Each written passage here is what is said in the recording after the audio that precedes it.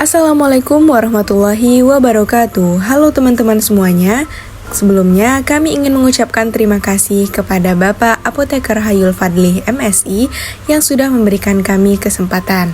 Pertama-tama, izinkan kami memperkenalkan diri terlebih dahulu. Kami dari kelompok 6 beranggotakan 4 orang. Yang pertama ada Iva Wilma Petrina, yang kedua Nadia Iftiwata Rahma, yang ketiga ada Putri Aisyah, dan saya sendiri, Yeli Septia Yendra.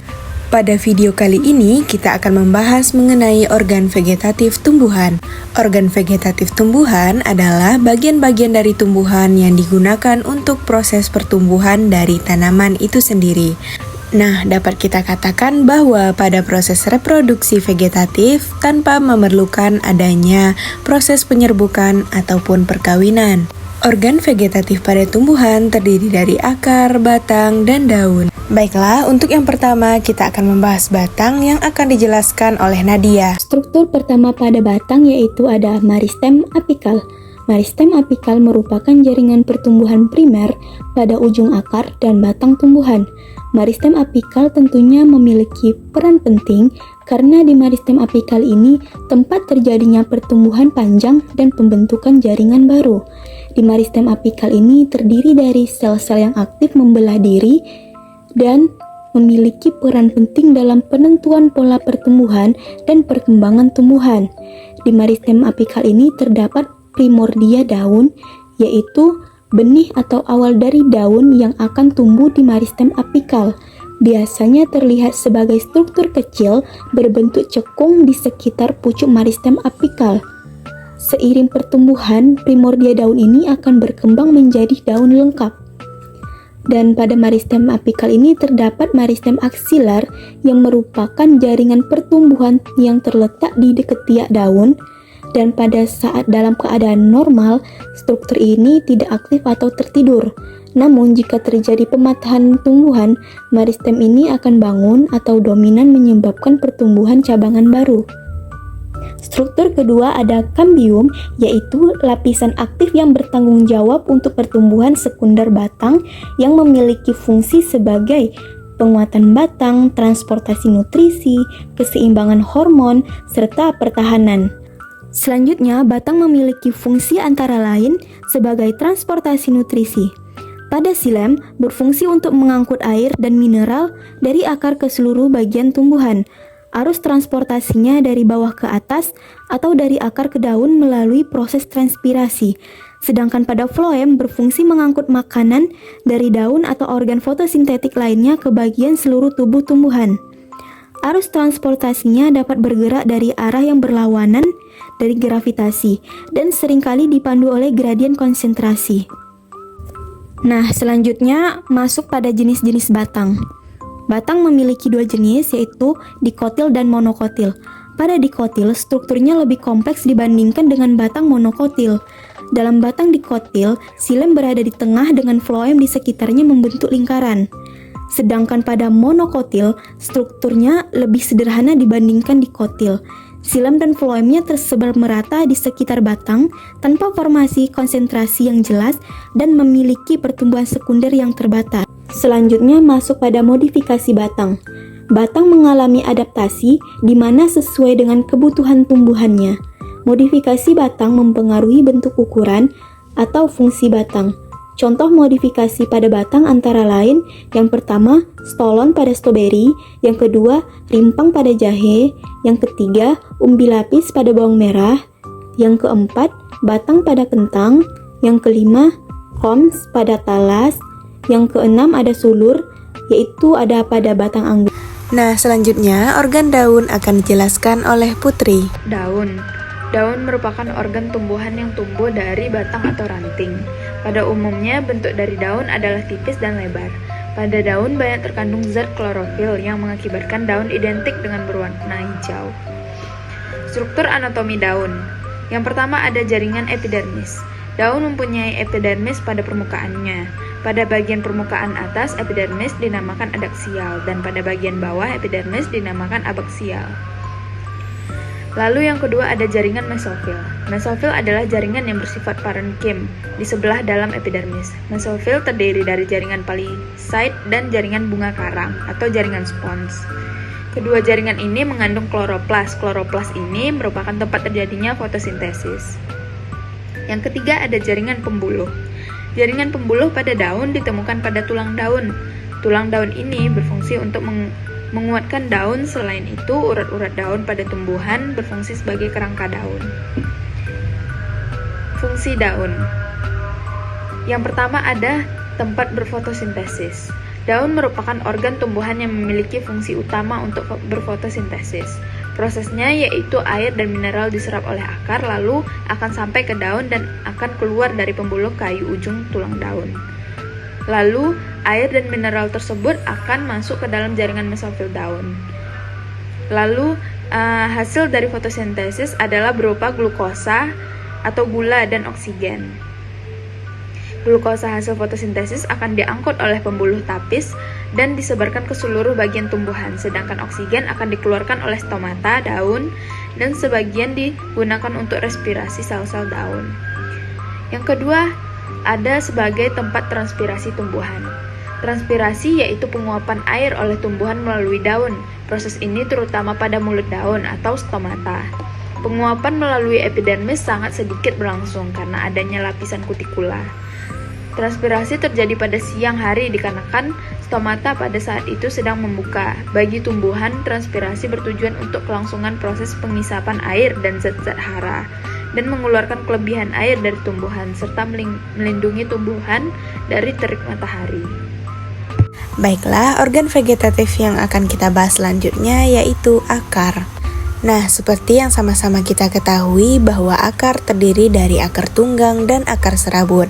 Akar tunggang sendiri biasanya terdapat pada tumbuhan dikotil, sedangkan akar serabut biasanya terdapat pada tumbuhan monokotil. Nah, teman-teman, akar tersebut mempunyai beberapa fungsi. Yang pertama, untuk menyokong dan mengikat tubuh tumbuhan pada tanah.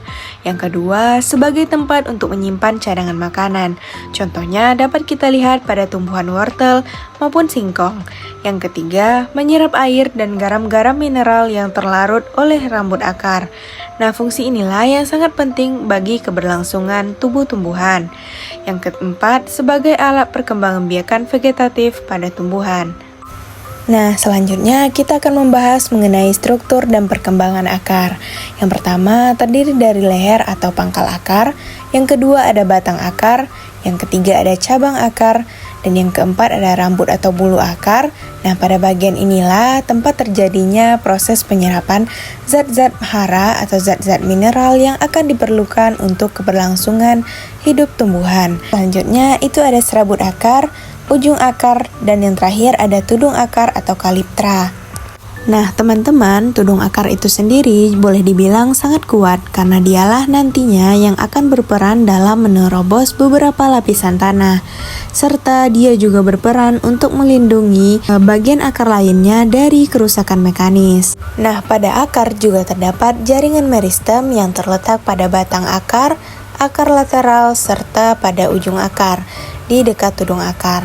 Nah, jaringan meristem inilah yang berperan untuk pertumbuhan akar itu sendiri. Baiklah, selanjutnya kita akan membahas mengenai fungsi akar dalam penyerapan air dan nutrisi. Nah, disinilah terjadinya proses osmosis pada tumbuhan, yaitu proses di mana air bergerak melalui membran sel ke arah konsentrasi larutan yang lebih tinggi. Nah, proses ini terjadi pada rambut akar yang menyerap adanya air dan zat-zat hara lainnya masuk ke dalam tubuh tumbuhan. Nah, sederhananya, air yang berada di dalam tanah akan dibawa masuk oleh rambut akar menuju epidermis, kemudian korteks, dan endodermis. Kemudian barulah masuk kepada pembuluh xilem yang akan mengangkut air tersebut menuju seluruh bagian tumbuhan. Nah, tumbuhan itu sendiri juga tidak akan luput dengan hubungan simbiotik dengan mikroorganisme tanah. Yang pertama ada bakteri. Nah, contoh bakterinya ada Cynorizobium dan Rhizobium, yang dimana bakteri inilah yang akan membantu memproduksi fosfat dan juga natrium, yang dimana fosfat dan natrium itu sendiri memiliki peran penting bagi tumbuhan. Nah, selanjutnya ada fungi yang membantu dalam menguraikan zat sisa dan ada nematoda yang membantu dalam mendaur ulang nutrisi. Reproduksi vegetatif adalah reproduksi yang terjadi tanpa melibatkan sel jantan atau sperma dan sel betina atau ovum. Pada tumbuhan, perkembangan ini terjadi dengan menggunakan anggota tubuh tanaman seperti akar, batang, dan lainnya.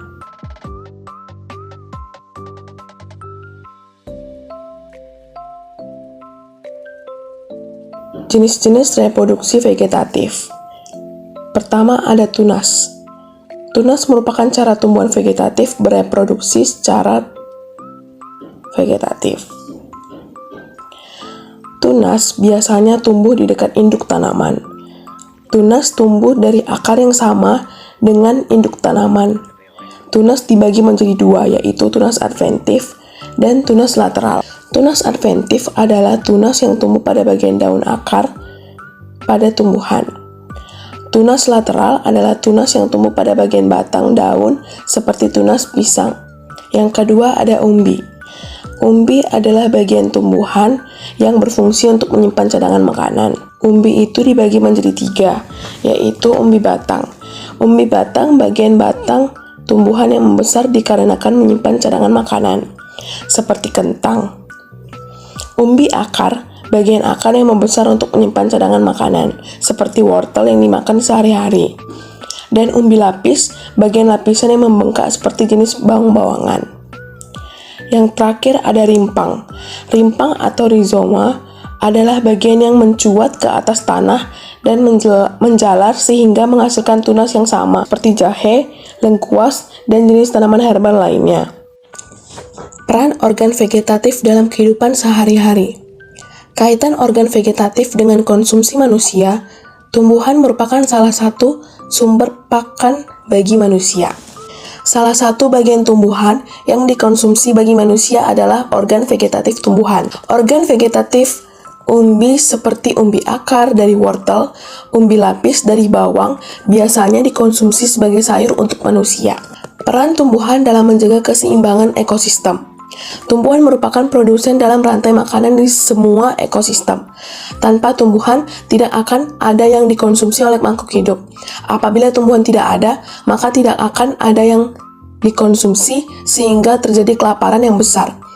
Selain itu, tumbuhan berfungsi menyerap karbon dioksida atau CO2 dan menghasilkan oksigen atau O2 yang diperlukan untuk bernapas baik. Selain itu, tumbuhan juga menciptakan lingkungan dan habitat yang dapat ditempati oleh makhluk hidup. Dengan adanya tumbuhan, makhluk hidup dapat menempati habitat dan ekosistem yang sesuai. Yang kedua, tantangan dan perkembangan terkini dalam studi organ vegetatif. Penelitian terkini tentang modifikasi genetik.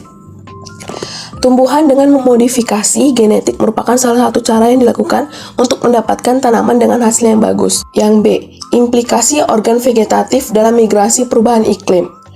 Beberapa organ vegetatif dapat berperan penting terhadap iklim yang ada di dunia ini, seperti yang pertama, penyerapan karbon dioksida yang dilakukan oleh daun dan mengubahnya menjadi oksigen merupakan salah satu cara alami tumbuhan untuk mengurangi karbon dioksida di atmosfer bumi. Yang kedua, penyimpanan karbon. Organ vegetatif tumbuhan seperti batang dan akar juga berperan dalam penyimpanan karbon. Tumbuhan yang tumbuh subur dapat menyimpan karbon dalam jaringan mereka, membantu mengurangi jumlah karbon dioksida yang beredar di atmosfer. Yang ketiga, pengurangan erosi tanah. Tumbuhan dengan akar yang kuat membantu mengurangi erosi tanah. Akar tumbuhan menjaga tanah tetap stabil dan mencegah erosi dapat menyebabkan hilangnya lapisan tanah subur. Yang keempat, peningkatan keanekaragaman hayati. Organ vegetatif tumbuhan juga berperan dalam meningkatkan keanekaragaman hayati. Tumbuhan menyediakan habitat dan sumber bagi berbagai jenis hewan dan serangga yang pada gilirannya berkontribusi pada keanekaragaman hayati di ekosistem. Nah, cukup sekian dari kami. Wassalamualaikum warahmatullahi wabarakatuh.